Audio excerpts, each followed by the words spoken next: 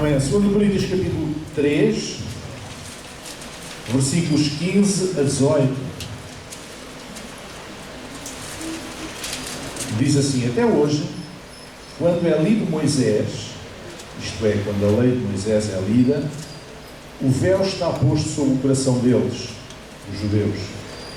Mas quando eles se converterem ao Senhor, então o véu se tirará. Ora, o Senhor é Espírito, e onde está o Espírito do Senhor, aí há liberdade. Mas todos nós, com a cara descoberta, refletindo como um espelho a glória do Senhor, somos transformados de glória em glória na mesma imagem, como pelo Espírito do Senhor. Amém? Até aqui a palavra do Senhor. O apóstolo Paulo está a escrever aos Coríntios, mas um dos grandes problemas da igreja nascente no primeiro século era aqueles judeus que se tinham convertido à fé cristã, mas que não tinham abandonado de facto a religião judaica. E portanto o Deus era o mesmo, reconheciam-se no Deus dos cristãos, era o mesmo Deus, mas Jesus como Messias é que não. Jesus como Salvador do mundo tinham alguma dificuldade. Então eles aceitavam a fé cristã, mas não deixavam, não abandonavam as suas práticas religiosas judaicas. E aquilo que o apóstolo está aqui a dizer é que há uma espécie de véu, digamos assim, sobre o seu rosto, sobre o seu coração, que os impede de ver com clareza. Mas aquilo que chama mais a atenção neste texto é o espelho, a ideia de refletir com a cara descoberta, como um espelho, a glória do Senhor. Há aqui um conjunto de imagens que o apóstolo Paulo utiliza para passar esta mensagem. A primeira imagem é o véu. O que é um véu? O véu é um tecido que encobre, mas não tapa completamente. Não é? É um tecido, umas vezes transparente, outras nem tanto, mas não deixa ver bem com clareza, tapa uma parte, encobre um pouco, mas não encobre totalmente. E aquilo que ele está a dizer é que a lei de Moisés para os judeus era como uma espécie de véu que não lhes permitia ver com nitidez as coisas, que não lhes permitia ver o Evangelho com nitidez, a essência do Evangelho, que é Jesus Cristo, o Salvador do mundo. Diz que até hoje, quando o lido Moisés, ou seja, quando a lei de Moisés é lida, o véu está posto sobre o coração deles. Então, eles não conseguem discernir a Cristo e, portanto, não dão um passo para aceitar plenamente a soberania de Cristo e, portanto, deixar de estar sujeitos à lei dos seus antepassados, à lei de Moisés. Mas depois explica que o véu será tirado quando eles se converterem a Cristo. Quando se converterem ao Senhor, então o véu se tirará, diz no versículo 16. Quando eles se converterem, esse véu desaparecerá. Ora, muitas vezes as pessoas têm determinados véus. Eu lembro-me há uns bons anos, quando eu fazia clínica em Lisboa, eu tinha uma pessoa que eu seguia em psicoterapia, uma pessoa que me pediu ajuda porque tinha um problema de alcoolismo.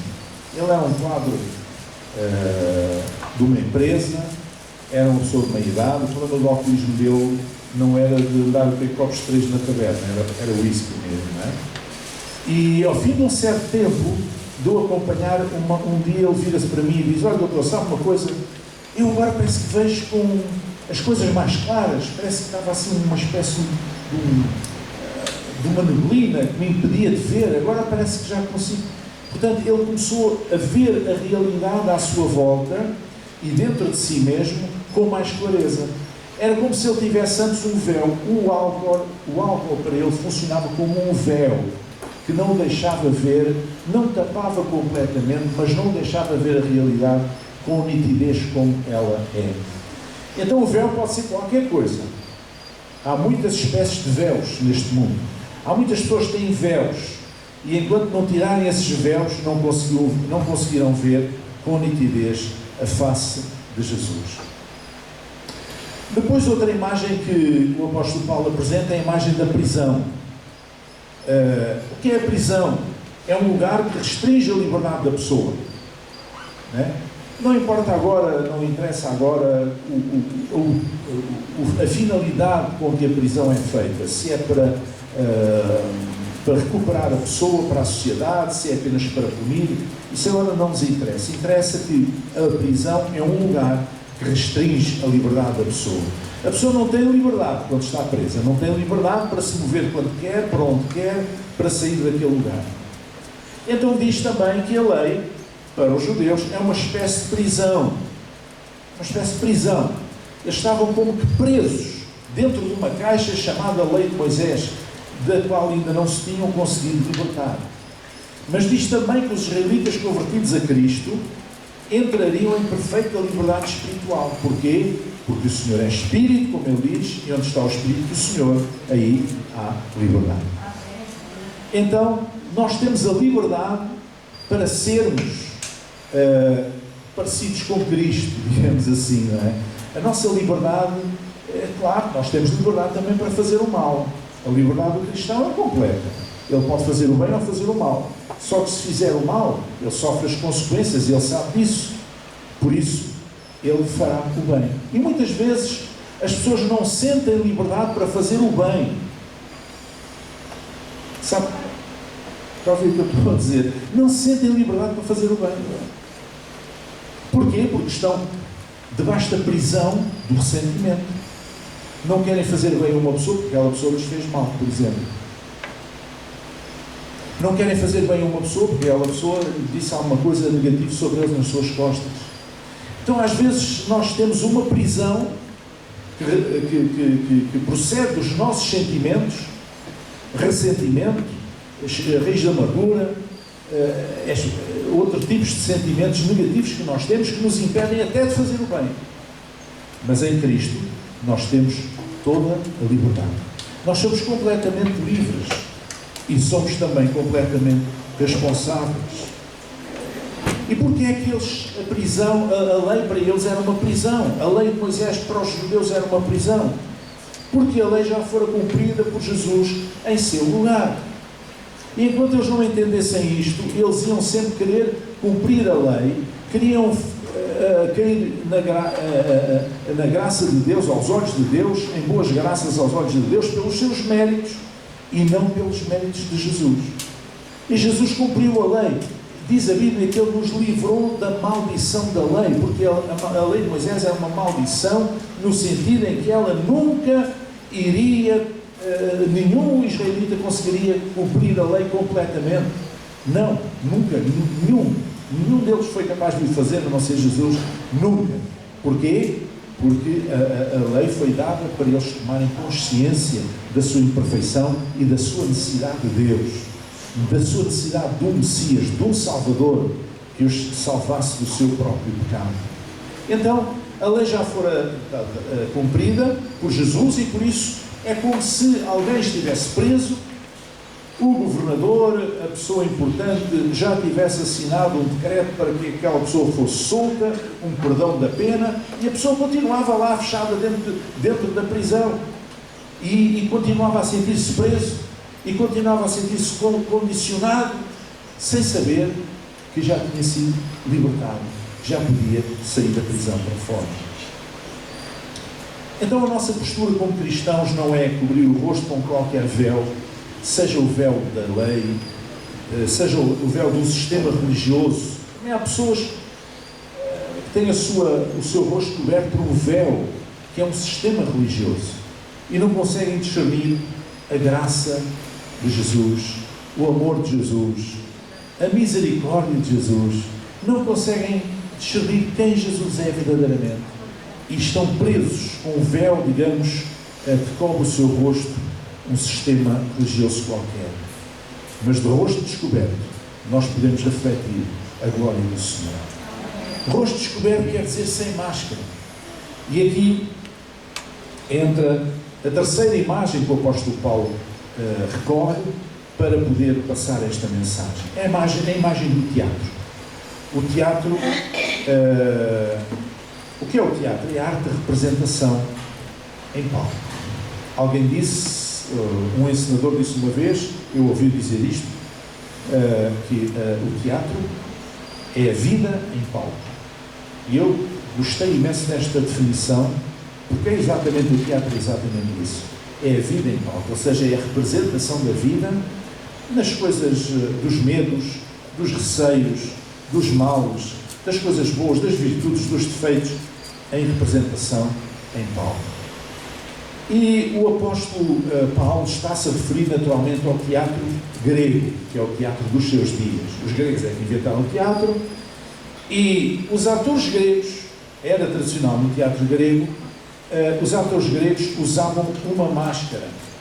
E tinham várias máscaras, cada uma para o estilo de teatro. Se era uma comédia, era uma máscara com a boca a rir. Se era uma tragédia, era uma máscara com a boca em sinal de tristeza. E por aí fora. Então os atores entravam nos palcos do teatro grego com aquela máscara à frente da sua cara. Portanto, para passar a imagem de que eu estou a personificar uma pessoa triste ou uma pessoa feliz, enfim. Essa era a ideia. E a cultura secular e mesmo o Novo Testamento sofre uma grande influência grega. Daí o apóstolo Paulo ia buscar a ideia do teatro e da máscara. Portanto, a máscara do ator do teatro grego representava uma personagem.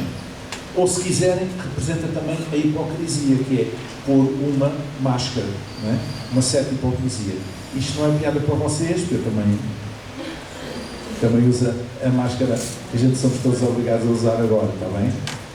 Entendem a ideia? Mas era uma máscara que cobria o rosto todo, incluindo os olhos. Eu assim ainda posso ver os vossos lindos olhos, mas lá no teatro grego não. Tinha uma máscara que tapava toda a face. E por isso, o apóstolo Paulo procurou fazer o contraste entre a máscara do ator do teatro com o seu próprio rosto descoberto. Por isso é que eu falo em rosto descoberto. Havia um grupo de teatro cristão, de jovens, creio que da Universidade para Cristo, há uns anos, que se chamava Rosto Descoberto, né? Baseado neste texto, que fala justamente do teatro grego. Então, o que Paulo diz, não, vocês não usem máscaras. Como diz, não usem o véu, não os fiquem presos, não usem máscaras. Apareçam com o seu rosto descoberto, o seu próprio rosto, para que possam refletir a glória do Senhor que nos habita, como refletida no espelho. Mas todos nós, com o rosto descoberto, refletindo como um espelho a glória do Senhor, somos transformados de glória em glória, na mesma imagem, como pelo Espírito do Senhor. Amém? O Pedro falou aqui de alguns jogadores que, dizendo-se cristãos, depois o comportamento não condizia com o seu testemunho verbal. É verdade, quando há jogadores que têm de pôr aqui uma fita a dizer Jesus ou não sei o quê, isso é a mesma coisa de pôr um pino para eu saber, para as pessoas saberem que eu sou deste clube, ou sou daquele, ou sou deste partido, ou sou daquele, ou qualquer coisa. Um cristão não precisa de andar a dizer que é cristão.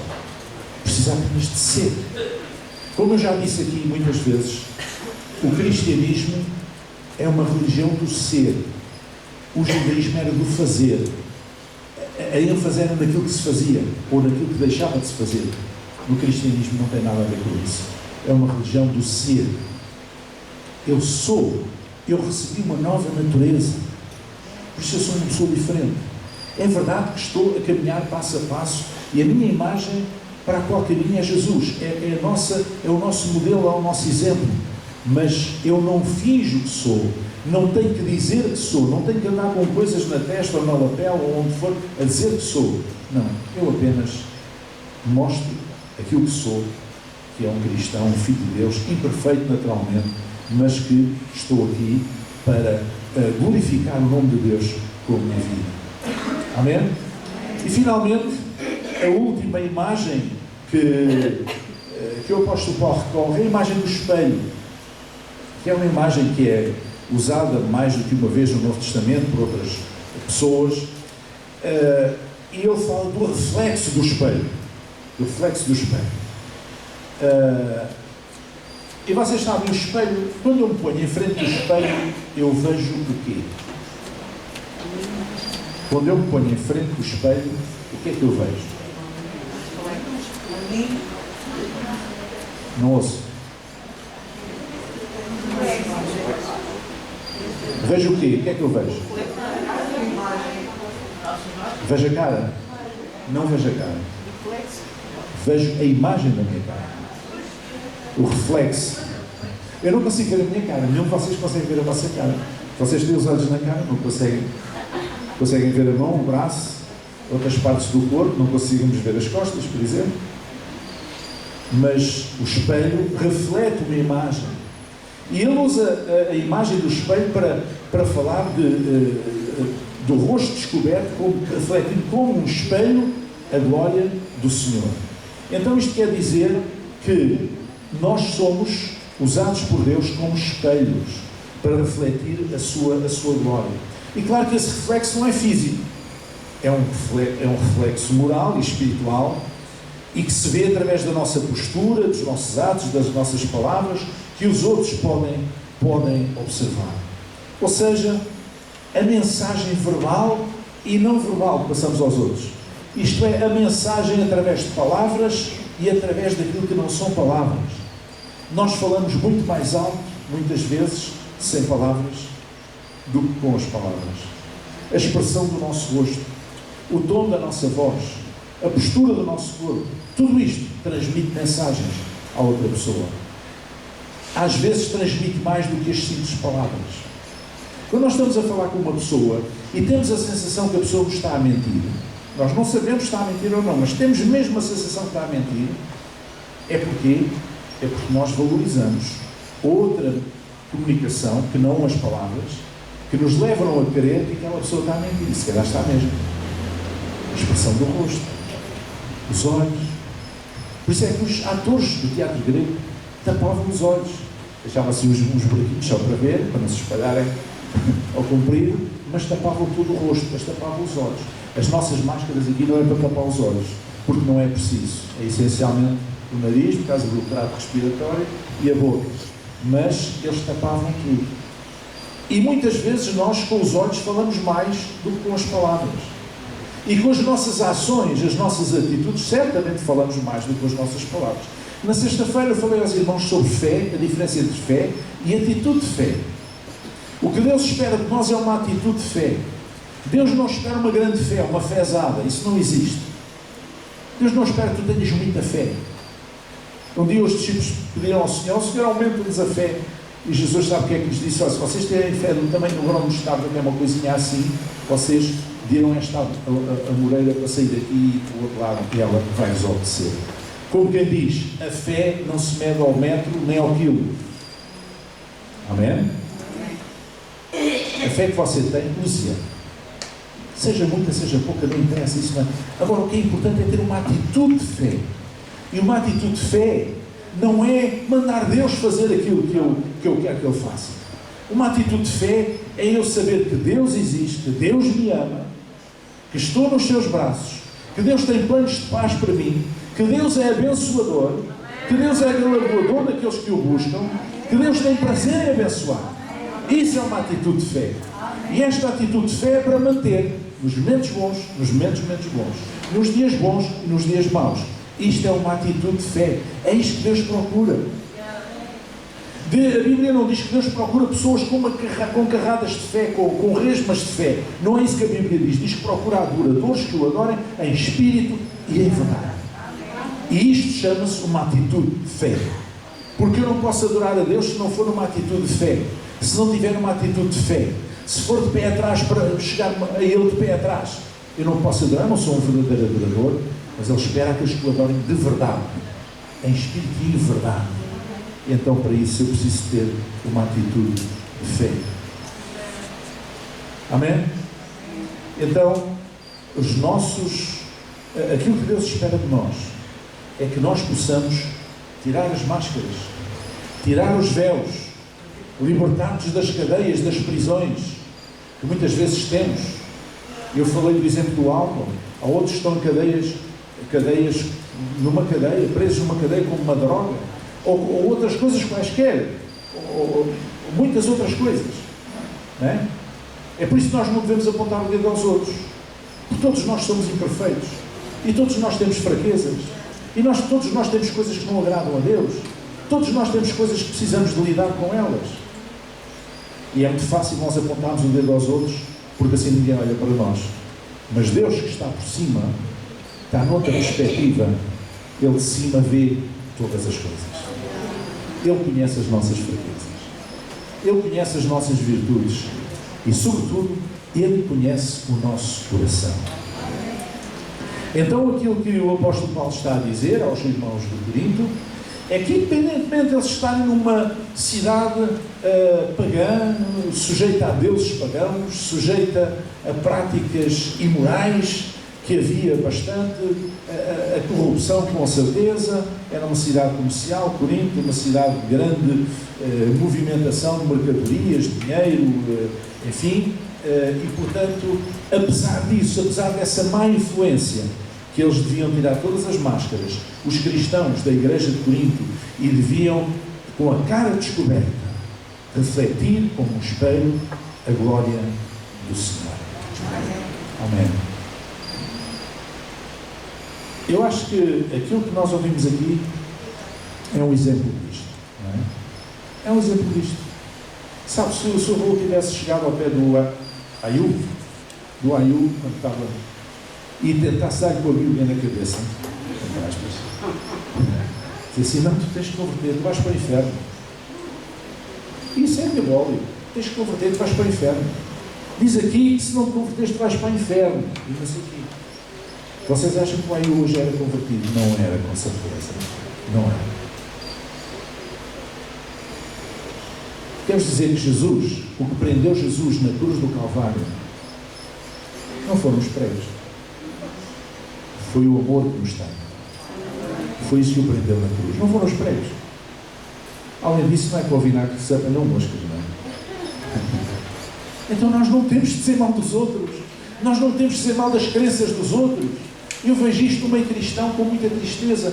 Muitas vezes, líderes espirituais que têm responsabilidade passam a vida a dizer mal das crenças dos outros. Não é esse o nosso testemunho do Evangelho. Jesus nunca disse mal da crença das outras pessoas. Olhe para a figura de Jesus. Eu acho que o problema da igreja hoje no mundo é que não está centrada na pessoa de Jesus. Está centrada num corpo de doutrina, está centrada numa tradição religiosa, mas não está centrada na pessoa de Jesus. Jesus limitou-se a proclamar o Evangelho do Reino. E as únicas pessoas com as quais ele bateu de frente, mas bateu mesmo, foi com os hipócritas religiosos. De resto, com os demais pecadores, ele exerceu misericórdia. Ele proclamou o reino de Deus. O que nós temos que falar é do Jesus que está em nós, do Cristo que está em nós, da graça que é andar com Cristo. Não é dizer mal dos outros, é da graça que é andar com Cristo. Eu sei que nós nesta altura estamos muito azedos por aí devido à pandemia. As pessoas andam intolerantes,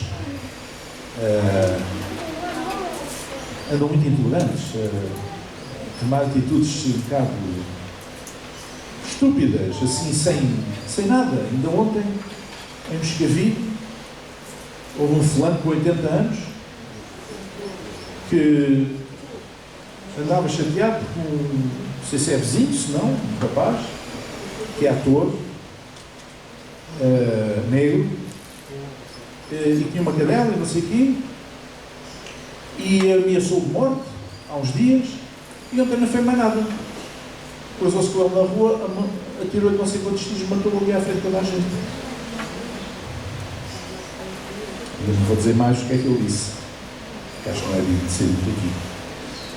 Claro, os populares cercaram-no, desarmaram-no e aguentaram até vir a polícia.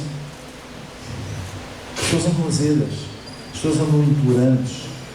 Esta coisa de confinamento está a fazer mal às pessoas, está cientificamente estudado que isto perturba emocionalmente as pessoas. Mas eu quero dizer, igreja, que grande oportunidade que nós temos para fazer a diferença. Que grande oportunidade. Amém? As pessoas andam assim porquê?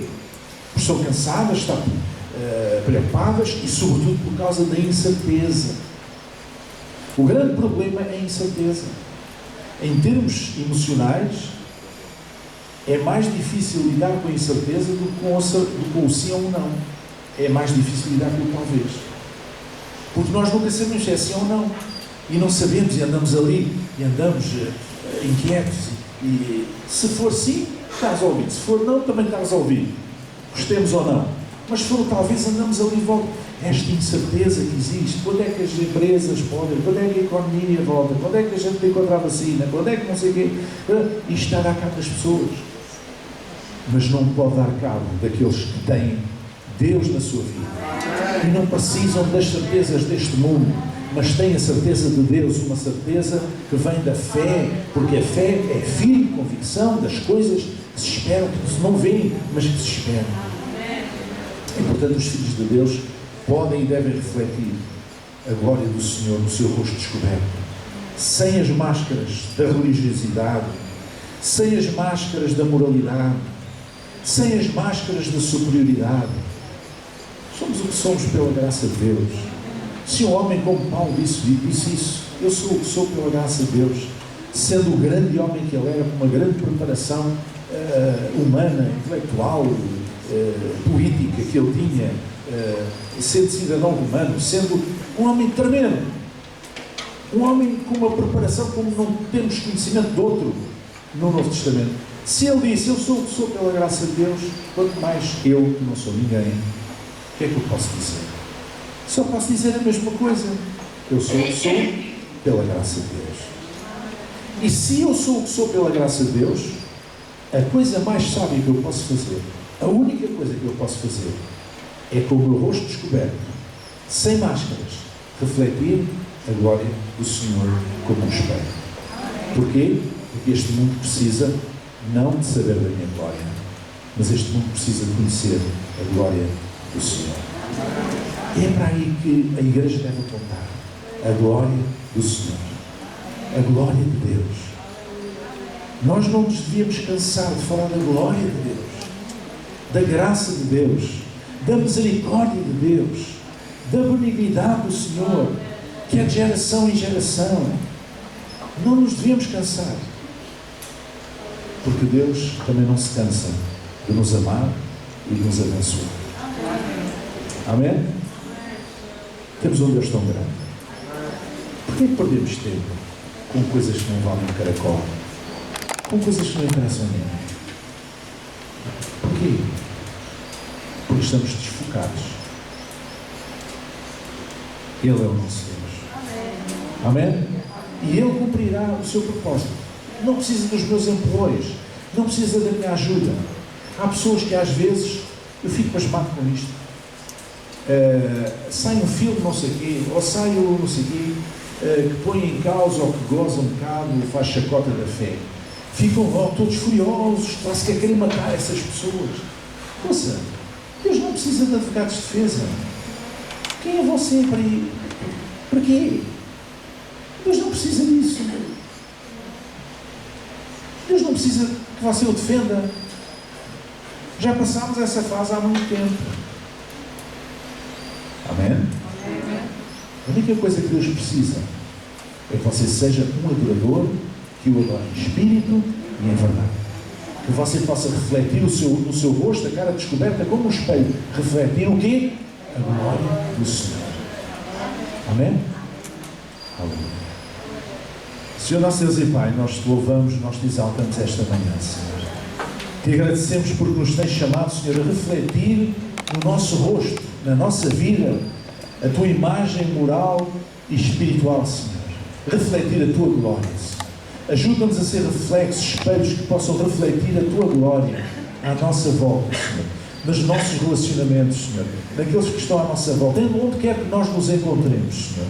Pai, te agradecemos pelo testemunho do Raul Chipenda. Oramos para que possas abençoá-lo, a sua família, e possas, Senhor, abençoá-lo duplicadamente, Senhor, no seu retorno, quando ele voltar, nas suas funções de grande responsabilidade que tem lá no Egito, Senhor. Oramos, Senhor, por cada um dos teus filhos e filhas que está aqui neste lugar esta manhã, nas suas funções profissionais, nem todas as suas relações, todos os seus relacionamentos, Pai. Estende a Tua mão, Senhor, faz com que cada um possa refletir verdadeiramente a Tua glória, Senhor. Ó Deus, que o mundo precisa de conhecer a Tua glória. Nós queremos refletir a Tua glória. Este mundo tão feio, tão sujo, ó Senhor, este mundo de corrupção, ele precisa de, as pessoas precisam levantar os seus olhos para cima e ver que há um Deus glorioso, misericordioso, um Deus de graça, um Deus de amor. Ó Deus, ajuda-nos a ser arautos desse amor, Senhor, a refletir a Tua glória, Pai. Em nome de Jesus, que assim seja. Amém, amém, amém. Que assim seja. Amém.